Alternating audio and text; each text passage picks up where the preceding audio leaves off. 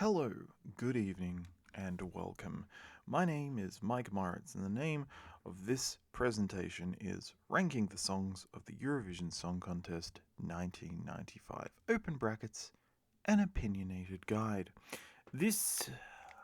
I'll be honest, this is not the video I wanted to make. In most of the videos, I've gotten the script done like a week in advance, if not the whole video uploaded a week in advance. But this year, this freaking year, I spent a lot of time scratching my head and poking this contest with a stick to try and figure out what it is and how I feel about it. And to do it justice, I'll be brutally honest, I need more time than I have. So what I think I'm going to do is I'm going to Zack Snyder this. Consider this presentation the basic vanilla version of my 1995 opinions, unfettered and delivered to you straight. And when I have time to complete the video as per my full vision, I'll do a shiny new script with high production. I'll make it worth it, but for now, I locked myself into doing 1995 between 74 and 26, and in doing so, I made it too hard for myself. Why? Alright. Let me tell you. 1995 is dire. That's not bad. No. Most of the songs are perfectly serviceable. It's just that it's tedious. Almost all of the songs are ballads. Inoffensive adult contemporary that evokes the ethos of the people's choice most wanted music rather than anything that would be tearing up the charts at the time. We have one soul song, one swing beat, and one I'll graciously call off-brand Heartland, but everything else feels like it could maybe fit on a CD titled World Moods. Not least of all the winner, which is literally an instrumental they added 24 words to in order for it to qualify. At least if they were bad, I could have something inspiring to say. But here, which do I like more? The power ballad in Turkish or the power ballad in Slovenian? Every single entry this year can be summed up with, oh, this didn't offend me, it's perfectly fine, but left no lasting impression on me. So I need to break with convention in order to have literally anything to say. Because here's the thing. I can envision a way that I would enjoy this music, but that's not spinning on my stereo. It's as the soundtrack to a mid-90s video game.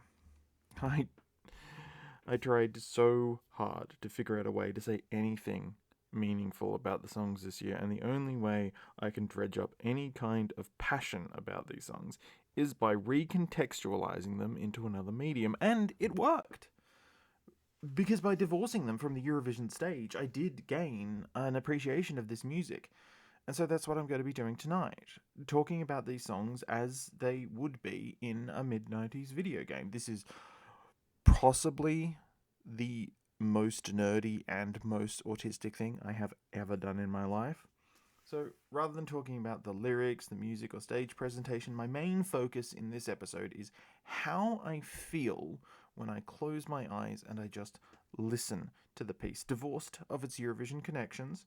It's a bit of a writing challenge, writing less about the things that I like and more about how it makes me feel. So the rules. This presentation will consist of all 23 songs ranked relative to the other songs in this contest, from my least favourite to my most favourite. The rankings are based generally on how much I want to listen to a song, or recommend that you do, though this is 1985, so the answer is don't. And even though I'll be mentioning it less tonight, the rankings are influenced by things like my genre preference, the quality of the music, quality of songwriting, and stage performance. What little there is of it this year. A bad song that is interesting will generally rank higher than a technically proficient song that I find boring. The top 10 will all get points as per the traditional 12, 10, and then 8 to 1 system. This allows me to track country trends over time, which I do over both all the contests and their respective decades. You'll see what I mean at the end. Anyway, well, push the turbo button on your tower and spin up your CD-ROM drive. It's the Eurovision Song Contest, Dublin, 1995. Honourable mention. Alright, one more digression before we get to the biscuits. The interval act this year, Lumen, composed by that guy. I'm not even going to try and pronounce an Irish name. Lumen is, in short, everything wrong with the contest this year in microcosm. First, the genres. Over the course of 6.5 minutes, we get adult contemporary, choral, Celtic, and Gregorian-style chanting. Now, yes, Gregorian chanting did have a revival in the 90s and was bafflingly popular. So its presence here does make a lick of sense. Now, we can't do Riverdance, we did that last year, and revisiting it would be a case of playing the hits. An old maxim of pro wrestling is not to run the same territory too often. So, I get leaning into another side of Celtic culture, but like the opening movie literally played both the Cranberries and U2. So couldn't they do something that at least sounded a little more energetic? Like, there's a short snatch of Pride in the opening that sounded, like, way better than this 7-minute snooze fest, and it only lasted for, like, a couple of seconds. But the big problem for me with Lumen here is that there is already a song competing in the contest that exists in this same kind of new age Celtic world music, adult contemporary, in the same musical space. And even worse, it does it better. And, I mean, that's already bad news. If not for the fact that that song is Nocturne, which freaking won the contest this year. Nocturne does everything that you want from Lumen, except for the chanting, better and in half the time. And you never want the interval act to be better than the contestants, but you also don't want it to be more of the same and longer. Number 23. Israel. I'm going to draw an odd comparison here, but if we're already buying into the idea that Eurovision is not political, then you can come on with me on this long walk. So this song reminds me of, let's say you're at a county fair, and there's this booth, and they're giving out, like, magazines and video games for free, and you get one because, you keep bugging your parents about it, because it's a free game. You're a kid in this scenario, by the way. And it's either like a really bad Doom clone, because we called them Doom clones in the 90s, or it's like a dodgy strategy game or like RPG set in the classical Near East. And on the slipcase, because these games always came in like cardboard slipcases, never in jewel cases, there's a little CD clip art icon. And it just says, like, play me on your CD. Or like, contains music or something. It usually says, like, put me in your CD player. And so you put it in your CD player, and you skip track 1, because that's the game data. And what it does is it plays this exact song. I swear to the Almighty, it is exactly this. Now, I'm going to gloss over the actual content of the song because I'm not a fan of the religious stuff, and there are a lot of religious themes this year. I'm going to skim past them to avoid getting into a fight, but suffice it to say, I don't really want it in my Eurovision. But if there's one thing that I could point to about what I don't like this year, it is this song. It's cleanly produced, adult contemporary, with boring staging. Number 22. Croatia. Before Croatia came out of the pandemic deciding to make classic after classic, yes, I like Poison Cake, sue me, I associated them predominantly with middle-of-the-road ballads, perhaps with an operatic bent. Thus, Nostalgia does not surprise me, nor does its low placement. Its mid-90s, yet also classical vibe makes me think of a game that's something animated, vaguely educational. It's probably a riverboat. I feel like there's a riverboat. And you're in Central Europe, going down the river, and you interview people and you collect clues. It's all very cultured and refined, even if the synths do sound like they're out of Monty Python's Galaxy song. Look, by now you should know that I don't really vibe with opera, and this is no exception. If you don't know that, welcome. This episode is not indicative of my normal writing. Number 21. Russia. I have heard, my friends, I have heard the name Philip Kirkorov before. Nothing good. He's one of those people that hangs around Eurovision, like Ralph Siegel or Thomas Gieson, and gets his tentacles into everything, sucking the contest into being the particular way that he thinks the contest should be. And of course, I forgot that he was an actual entrant, and B, didn't expect him to turn up singing a nominal lullaby to a volcano god to not kill us all while dressed like the Pirate King. It is a glorious thing to be banned from 6 countries, I suppose. Now let us discuss this cheese fest. That only confirms my theory from 2023 that Europe does not know what a lullaby is. Of course, first things, I have read but have not heard that this is actually a song from like 1985, and they just snuck it in under the radar. Have not been able to confirm that. Well, I have not listened to it, but that seems to be what I've been told. Look, this wailing edition of this song with stabs of synth horns and thumping drums is more likely to wake up the volcano. As for the video game Sonic Picture It Paints, it's at the end of the game. The hero kisses the romantic partner, who probably did nothing but is still on the box art, and the screen pans up off of their faces to the gorgeous 256 color digitized painting of the island. Let's say it's an island, and then there's the volcano, because apparently it's a lullaby to a volcano. The volcano's in the distance. Fireworks shower the sky, and the credits roll. Actually, you know what? That game doesn't sound too bad. Why didn't you make that game, Sierra? Number 20. Greece. Some classical Greek balladry here. And that's classical, not classic, because the spoken word intro is, I'm told, ancient Greek.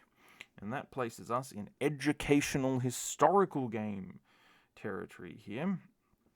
The drums, the synth flute-like tones, we are balls deep in exploring a classical era city here, with either doughy-looking 3D non-player characters or full-motion, like QuickTime videos of actors with pixels the size of tangerines. I can see myself walking into a giant temple to, I don't know, Artemis, and then the priestess tells me that menfolk aren't allowed into the hall of the maiden, and then I need to break a beehive outside with a slingshot to sneak in. Braziers burn with warm orange light, and a mystical presence fills the air. So that's where that one takes me. Man, I want to play that game too. Why is my imagination so good coming up with this? Number 19. Ireland. The song's name is Dreamin'.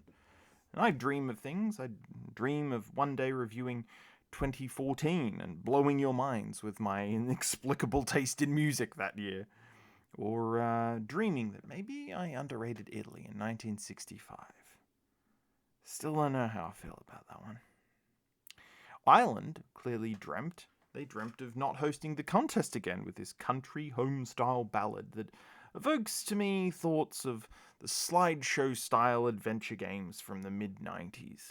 It's an American homestead out in the country, somewhere forested, hilly, and verdant, green, thick green, rich green. The house is painted with white weatherboard with a grey tile or maybe a shingle roof. It has a wraparound veranda. There's a tire swing on the other side of the unsealed driveway. It's a domestic sort of adventure game rendered in 16 or more likely 24-bit color. Very homely, more about domestic drama than catching a killer or stopping the space god Zargtha. I don't know, maybe it's just a farming game. Number 18. Iceland. The song's name is Nuna. I have never, I want to make it very clear to you all in the internet that I've never played one of those Japanese role-playing games where there's like a fully rendered cutscene midway through where the lead guy and the girl do something romantic and their face textures just like gaze blankly or lovingly. It's basically the same thing at each other. I do know that they have exist, but I've like never seen one of those cutscenes like in a game I've been playing. And this song is what I imagine it sounds like when that happens. I'm seeing an overly starlit night sky and an enormous moon because, you know, it looks cool. They're out on the terrace, silently staring at each other. She, probably burdened with some, sins of the past nonsense, rests her head against his toned, exposed chest as he stoically says, ... It's all very romantic and spawns 1.5 million music videos on YouTube with under 100 views over 16 years. In short, a perfectly serviceable romantic ballad that is forgettable to most, but is the most romantic thing ever to like a small percentage. Number 17. Poland. Sometimes it becomes too easy to poke fun, especially with Justina's weird hand dancing and the white voice vocals and the shaky flute, because I honestly don't know if all of this is intentional or if there is a musical tradition that is just not translating to Western pop form. Poland actually did this again in 2019, and everything that was more thumping rock vibes there is ambient new age in the 1995 contest, and I don't know which I like more. I mean, if we're talking about songs that incorporate white voice into Eurovision, the answer is Ukraine's Shum from 2021. Anyway, as for this one, it evokes for me the closing credits of a globe-trotting adventure game from like the mid-2000s.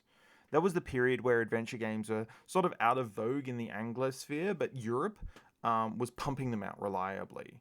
Some of them were even good. Anyway, the heroes, they've stopped the evil witch cult from enacting their ritual or using the planetary alignment, and they're walking away with some Casablanca-evoking closing line as the camera pans up to the sky, night sky this time, through the forest or over the swamps, and then the opening violin flute notes hit and the credits roll. I can see this piece fitting in well with an ambient world type mix CD, but it just doesn't quite mesh for me. Number 16. Hungry. I'm not even gonna try pronouncing that title. The piano melody at the start of this song is peak mid-90s Sierra from their period where they were trying to be mature. It's the perfect soundtrack for a professional woman. She's in her mid-30s. She's exploring a spooky house that's empty but not abandoned. Very atmospheric and moody. But that's the first half of the song. Like, for the rest of the piece, though, the vocals are a little strained. Perhaps he's better suited for hair metal. Actually, thinking about it, he's a better fit for Van Halen than whatever Gary Cherone ended up doing to his voice to fit what Eddie was writing on Van Halen 3. Once the song kicks up into its mid-tempo, quote, rock, unquote, section, it becomes far less interesting musically. But it does at least help to stand apart from the rest of the field. The end result is a piece that kind of feels like two creative ideas pulling the song in different directions. Number 15. Slovenia. This one grew on me. I don't like it, but I am fond of it. That opening melody, sort of music box-like, is like a classic, wondrous scene setter. I can see it being a moment where you like emerge into a fairy kingdom in some, fantasy adventure. But for me, when I close my eyes and listen to this song, I think of space. There are a few good space adventures in the 90s, and then this just, it takes me there. Like, imagine you've been playing this game set in a base or a facility, and it's all very grey and cramped and enclosed. And then you get out into a bulkhead, and the door opens, and you just see the depths of space before you. A planet with rings reflecting the sunlight, a trio of multicolored moons, and there the sun in the distance. No alien monsters, no radioactive super death rays, just the beauty of the infinite reaching towards forever. I was actually surprised to find out this song actually does have some star and sky imagery in the lyrics, because it just sounds expansive and beautiful. Like, it's not top 10 for me, but high marks on finding a tune that that matches the tone of the words. Number 14, Turkey. So Sev is another romantic ballad, well suited to closing credits. Not really what I want from Turkey, but we have what we have. Makes me think of some kind of conspiracy thriller or intrigue game. Shot in real locations and rendered in 16-bit color and just a little bit too pixelated. I'm seeing like the heroes, as the credits roll, like the heroes visiting all the real world locations that they visited in the game, but this time there's tourists, as opposed to being like, I don't know, on the run from gangsters or a secret cult or the Secret Service who are chasing an alien MacGuffin. Look, these games had all roughly similar plots. And as the credits roll on the left side of the screen, and it is the left side of the screen. No, wait. Yeah, no, actually, they could roll on either side of the screen. I'm thinking left side of the screen, but the Polaroids of their snapshots are being, like, tossed onto the right side. Maybe some comedy shenanigans, like a kid steals the guy's ice cream cone or something. You know, what's really surprising to me is that while a lot of these songs make me think of end credit scenes, they're all very suited to different kinds of credits. Right. Number 13, Germany. This is a core memory being unlocked here. Like, well, Israel's song felt like the kind of religious pop that you find an extra, on the disc. Germany's song, this one is the song that's actually in the game, and it's one of those Philips CDI religious games. Where it's not a single game; it's like a collection of games. There's it's really poorly drawn. By the way, it's like hand drawn, digitized pixels. And there's usually an adventure game portion, maybe a board game. There's a dot to dot, and there's a coloring game, and then there's a section it's called music, and you've got two versions. You can listen to it with lyrics, or there's a version which is a sing along. It's called the sing along mode because none of these games would call it karaoke.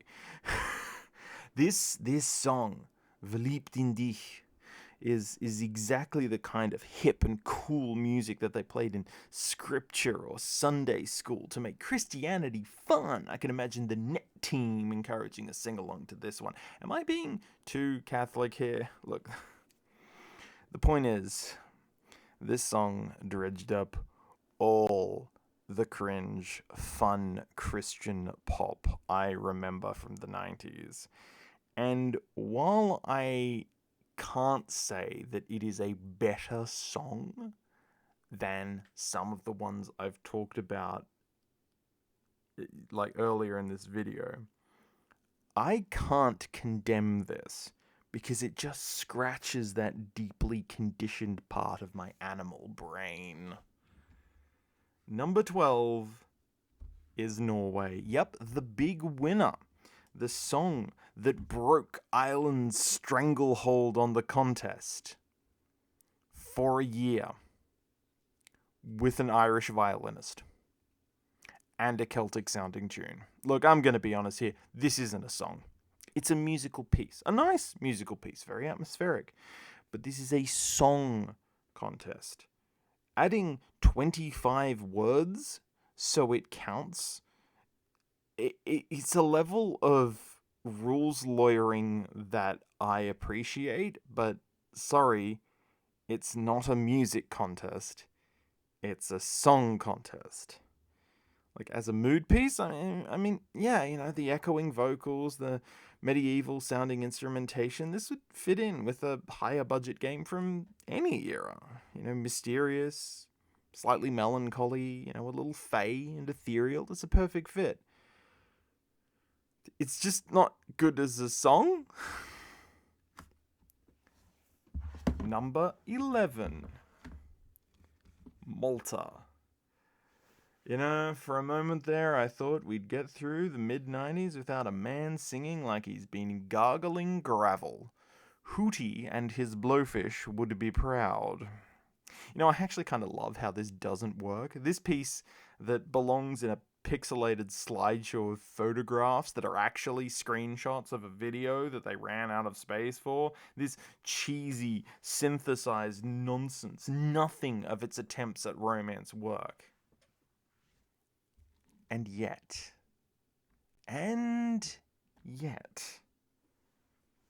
it just strikes a chord in me. This bald schlachter of a man blundering his way through an otherwise unimpressive romantic soft rock piece is almost endearing in a year of polished adult contemporary. I do wish I could give it points, however. 1 point goes to Denmark. Yes, now that banjo means that we have left the realm of shiny red book CD audio and entered the cartridge world of the Nintendo 64. You tell me that this tune would not fit in a chilled out level in a mascot platformer or a collectathon, and you can't tell me that because I'm right. This one actually surprises me because it doesn't fit in well with the smooth production of the rest of the show. Or rather, the song does, but then this donk, donk, donk, donk, donk, donk, banjo just completely undercuts the smooth swelling of the piece.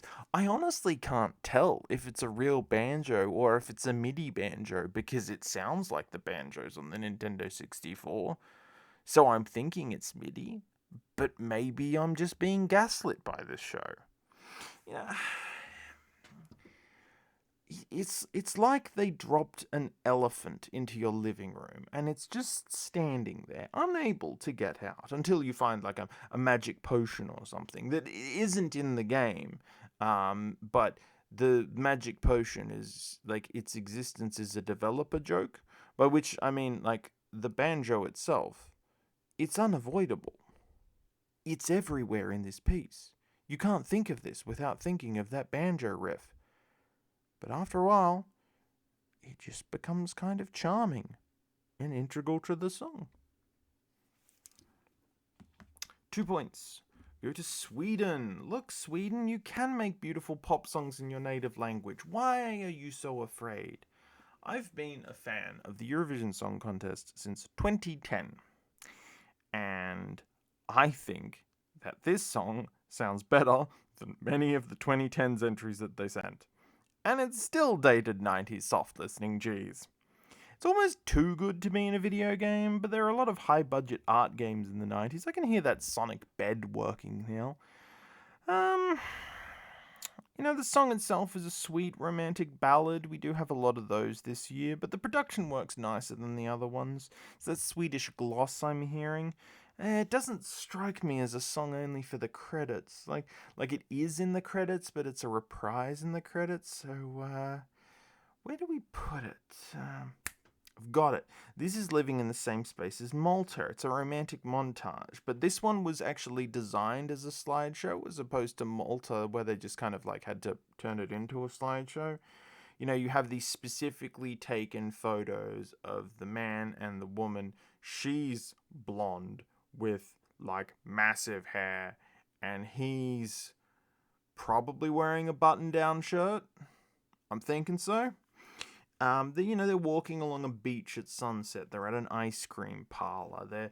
They're eating a romantic dinner at an Italian restaurant. They're cuddling up on the couch. That's this song, you know, a little breather or romance before the drama happens, and you have to choose whether to turn left or turn right. 3 points. I go to Belgium. Now, on this show, it is our premise that Belgium goes out of its way to disregard everything that everyone else is doing in a given year and present a song unlike the rest of the field. In this year, that takes the form of a Bryan Adamsy slab of Heartland soft rock, which doesn't fit in any video game that I can think of. Not even one of those rock band vanity projects. There were a lot of those in the 90s. Normally I'm grateful for rock songs, especially in a ballad-heavy year like 1995, but like Belgian Bryan Adams isn't really what I'm looking for, well, ever. Belgian Springsteen would have been nicer if you committed to the Heartland vibes. Hell, I'd have settled for Belgium Tom Cochrane. Look, it does do heavy lifting in breaking up the jazzy adult contemporary field, but that also hurts it by feeling so incongruous. 4 points. Go to Portugal. That cheesy organ at the start, that's big old sex scene, but we can't show boobs energy. And with a song name like Vanilla and Chocolate, that is intentionally the vibe they are trying to evoke. This isn't soul music about love or romance, this is big old DTF soul music, and he wants his chocolate in her vanilla. You know what? Fair play to him. I'm not really sure what else I can say about this. It's a seduction song disguised as a romance song, but they're not fooling anyone. Whatever game that this is in has a big old not suitable for people under the age of 15 sticker on it. 5 points. Go to Cyprus. This one's a grower. I was ambivalent the first time I heard it, but that building chorus with its staccato delivery, ba ba ba ba ba ba ba, it turned it into a real earworm. It's also one of the few pieces of actual ethnic pop this year, and this could have only come from Cyprus or Greece. Musically, the combination of energy and instrumentation put me in the genre of the action-adventure game, specifically the earlier parts where it's more atmospheric. One of those 3D platformers about going into ancient tombs to seek mystical relics to stop them from falling into the hands of cultist villains, and then the chorus hits and it gets all anthemic and heroic, We're not quite at punch the air energy, but you know what? I'll be honest, I'll definitely spin up the fotia to just vibe with it. 6 points go to the United Kingdom. Once upon a time, the UK actually cared about Eurovision. And this year, they brought Swing Beat. I couldn't believe it. British Soul was pretty good in 1995. There were a couple of big hits. But to hear its cousin, I guess, something so urban and contemporary, really surprised me. This is another one that feels like it's an actual radio hit, but I can see this playing in an FMV game in a seedy club. Maybe one of those light gun shooters where you have to shoot the gangsters and not the strippers. You know what? I'm placing this one this high, partially out of the novelty of an actual popular music style here, albeit not a fantastic exemplar of it, but also just because I vibe with this era of soul music. 7 points go to Bosnia and Herzegovina. I wouldn't have believed that this one ended up in top 4 first time I watched it, but it's another one that grew on me. Now, my friends, I would like you to enter the realm of the mid-90s detective game, because 3 of the last 4 songs on this list are perfect fits for the genre, and I'll be trying to disambiguate between them. This Balkan entry, sung by a man who looks like Mark Hamill from The Guyver and Scatman John Had a Baby, kicks off with a really sweet bass lick, placing us firmly in the genre of neo-noir. the predominant use of hi-hat and the combination of what sounds like synth and electric piano creates something moody and pensive until the chorus blasts out and we're in full-on detective on the case vibes. What I'm actually hearing in this song is a transition between the location score and the score from the map screen. And the song actually kind of, deftly weaves between the two. I'm actually surprised this one ended up so high. I think that I like these, moodier, less anthemic pieces, such as 8 points, France. Now, this one's another map screen here, but this is a very specific kind of noir game. The, dare I say, erotic noir. You see, the CD-ROM brought with it a higher capacity, and games were marketable to adults, so there were a lot of sex and violence type games. So this one's it's about the seedy underbelly of seduction and bare-breasted murders. Like maybe the lead detective has a will they, won't they dance with a femme fatale with way too much lipstick on. Maybe she's a suspect. Maybe she's a hooker. Maybe she's both. How daring. I'll be honest, this one's one of the choice cuts of the year. It's French pop class with a level of sophistication and sensuality. Not in the performance, just like how she's singing it and the specific mood of the music. It's a little darker, it's a little smarter, and Nathalie just looks great in the all black jacket and pants combo. 10 points. I go to Austria. Look, I grew up with this kind of pop soul, and while the Rock Melons, this is pretty fun. At one point, actually, I had this at the number 1 slot, and it was one of the few I just divorced from the video game premise, because I can at least engage with it as a song. Like, it's fun, it's bright, the energy's nice, the lyrics are also really uplifting, and I'm amazed that sax player is able to pull off the sax, and the dress, and those heels at the same time. I suspect it is mimed, though, because I have heard stories about a terrible sax in 1991 that tanked, I want to say, the Greek entry. Don't go into the comments and tell me about it. I'll get to 1991 eventually.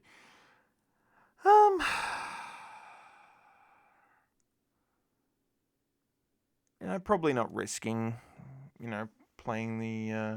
playing a live sax there, but I mean, why would you? I mean, the song's a real kip up from the rest of the rather low energy show, all things being said. Only the UK felt like it was actually trying to energize things. But of course, I didn't give this my 12 points. Because as I was forcing myself to listen to this field for literal weeks, one piece really impressed me, managing to combine my love for 90s video game music and finding a way to synthesize an interesting, catchy, and popular mixture of the, very sedate music of the contest. And when we put these together, we find Spain.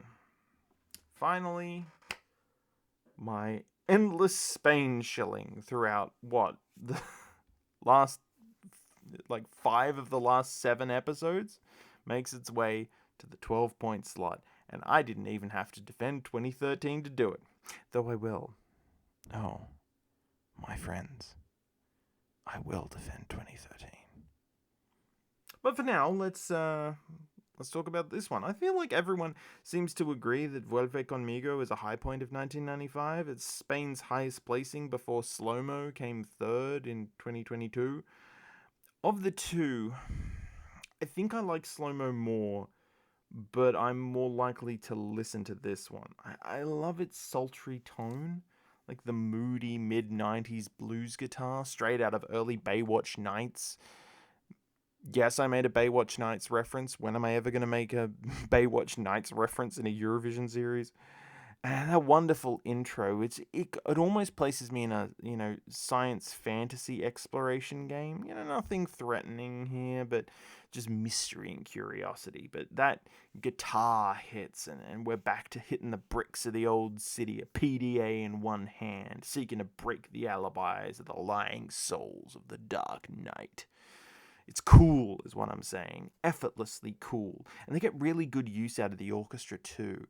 Like, the album version, I love that. Been listening to it a lot. But the live version, the strings really accentuate the piece, really making it soar. And that percussion hits like a gunshot. Maybe someone got the bad ending. I've not really talked about the staging this year because here, like almost everyone else, the staging is garbage. But at least she gets some work out of her hands.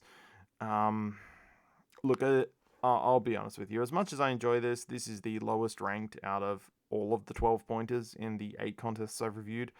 Annabelle Conte may get 12 points, but it is out of attrition rather than achievement. Let us move forward from 1995 and never look back. Well, look, 1995 was, not to put too fine a point on it, a pain to review. It pushed my production way over time because I just didn't know how to untangle this knot. And I'm not sure I have. I would say that my top 6 are the ones to really revisit, and Nocturne is great, but it's not really a song. Let's break it down. The rankings again, and look, I'm happy to see Bosnia and Herzegovina on the board with 7 points. They aren't in the contest many times, and I'm glad to give them some flowers. One of these days, I'll get to one of the banging Slovenian entries. I seem to keep skirting around the entrance that I really like. Ranking my songs, I'll say, while the 12 songs, everything on the left side of the board, are what I would consider to be good,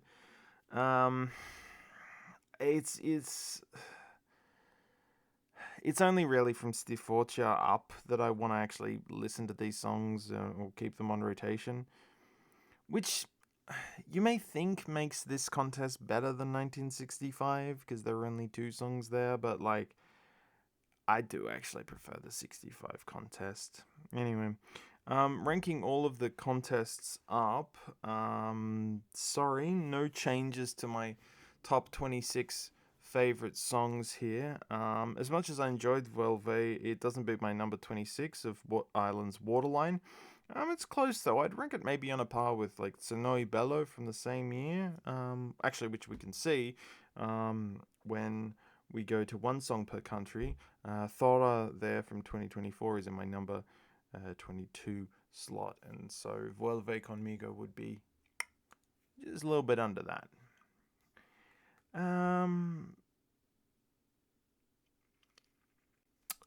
Let's go to the all-time scores. Finland, with 39 points, is still leading the rankings, but Austria and Spain are closing that gap, rising to 2nd place and 4th place, respectively. Love City Groove races the United Kingdom into 9th place with 16 points, which ties them with Ireland and Czechia. France left sides the board with the 8 points from this contest added to the 5 they have from the 1956 episode. A weird mix, they say there. Il est là and rendez-vous. But that's Eurovision for you. Belgium on 10 points, tied with Hungary and Latvia. That is Burmine Limey and Sound of Our Hearts, respectively, earning those points. But Belgium is just accruing them by just kind of being there, just putting in the hours. And plucky little Bosnia and Herzegovina there. Edging in front of Estonia with their tie with Poland, all at 7 points, and Montenegro clinging on for dear life in the 26th slot with 6 points there. I still have nothing to add to my rankings of the Australian entries. Look, it's 1995. We would have just sent Tism had we been in the running, and you would have all been very confused by songs like Greg the Stop Sign. Look, next episode, we're actually finally going to add something to this slide. And finally, as bad as this show was, does anything make it onto my bottom 10? No. No, it does not. As I said at the start, 1995 is not a bad contest. It is repetitive, it is badly staged, it is monotonous, and it's a chore to sit through. But it is also arguably the most consistently solid contest I have reviewed. 1995 is a weird one. I didn't like sitting through it, but forcing myself to come at the songs from a more active listening position did help me to appreciate its charm. But nothing in the field this year spurred in me the emotions that I felt in past contests. The wonder of Latvia 2025, the tears of Austria 1965, the joy of Greece 1974, the air-punching admiration of Serbia 2012, 1995 gave me nothing to feel. But it's all good, well made, solid.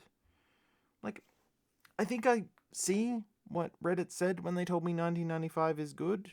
It's just not for me. And that's fine. You know, not everything has to be for me. You know, when I want to revisit this contest, I've got fotia, and I've got Vuelve, conmigo, and I've got Bosnia's 21st Century, which I'm not trying to pronounce in language. But for now, my friends, we need to stop living in the past. Next time on the Opinionated Guide, Europe, shall we dance? It's the Eurovision Song Contest 2026. Until then, my name's Mike Moritz. Good night, and take care.